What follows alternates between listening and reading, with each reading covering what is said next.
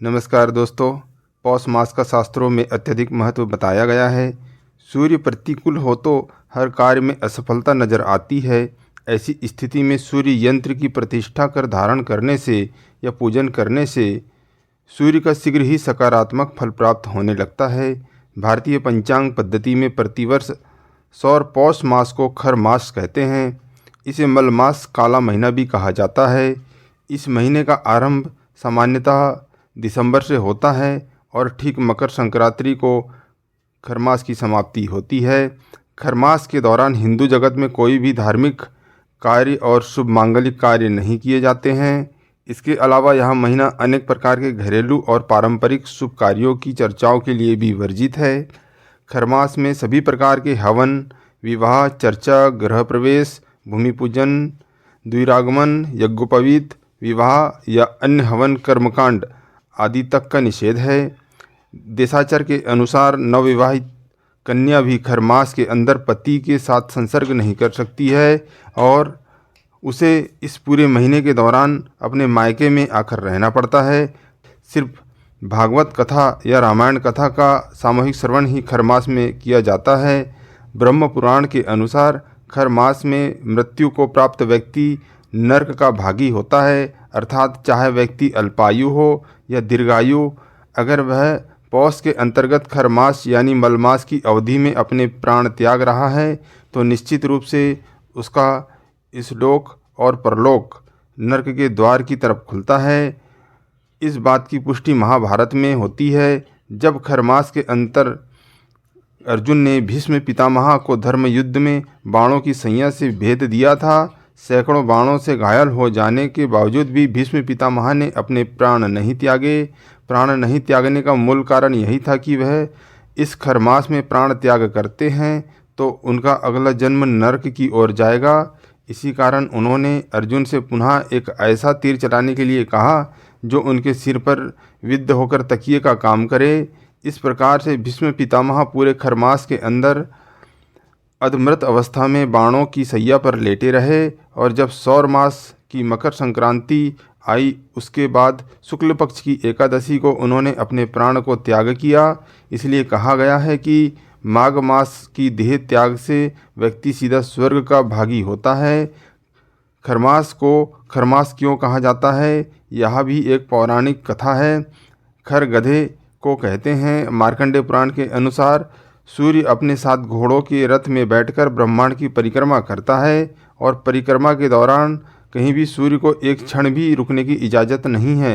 लेकिन सूर्य के सातों घोड़े सारे साल भर दौड़ लगाते लगाते प्यास से तड़पने लगे। उनकी इस दयनीय स्थिति से निपटने के लिए सूर्य एक तालाब के निकट अपने सातों घोड़ों को पानी पिलाने हेतु रुकने लगे। लेकिन तभी उन्हें यह प्रतिज्ञा याद आई कि घोड़े बेशक प्यासे रह जाएं, लेकिन यात्रा को विराम नहीं देना है, नहीं तो सौरमंडल में अनर्थ हो जाएगा। सूर्य भगवान ने चारों ओर देखा। तत्काल ही सूर्य भगवान पानी के कुंड के आगे खड़े दो गधों को अपने रथ पर जोतकर आगे बढ़ गए और अपने सातों घोड़े तब अपनी प्यास बुझाने के लिए खोल दिए गए। अब स्थिति ये रही कि गधे यानी खर अपनी मंद गति से पूरे पौष मास में ब्रह्मांड की यात्रा करते रहे और सूर्य का तेज बहुत ही कमज़ोर होकर धरती पर प्रकट हुआ। शायद यही कारण है कि पूरे पौष मास के अंतर्गत पृथ्वी के उत्तरी गोलार्ध में सूर्य देवता का प्रभाव क्षीण हो जाता है और कभी कभार ही उनकी तप्त किरणें धरती पर पड़ती है। शादी समारोह, गृह प्रवेश, व्यापार मुहूर्त, देव पूजन, मुंडन संस्कार, जनेऊ संस्कार आदि वर्ष भर में 2 बार खरमास आता है। जब सूर्य गुरु की राशि धनु या मीन में होता है, खरमास के समय पृथ्वी से सूर्य की दूरी अधिक होती है। इस समय सूर्य का रथ घोड़े के स्थान पर गधे का हो जाता है। इन गधों का नाम ही खर है, इसलिए इसे खरमास कहा जाता है।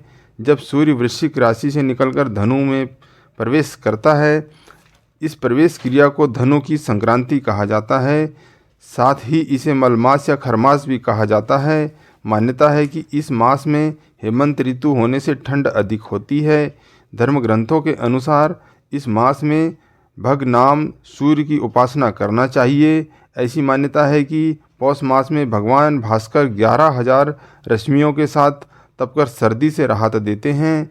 इनका वर्ण रक्त के समान है। शास्त्रों में ऐश्वर्य, धर्म, यश, श्री ज्ञान और वैराग्य को ही भग कहा गया है और इनके युक्त को ही भगवान माना गया है। यही कारण है कि पौष मास का भग नामक सूर्य साक्षात परब्रह्मा का ही स्वरूप माना गया है।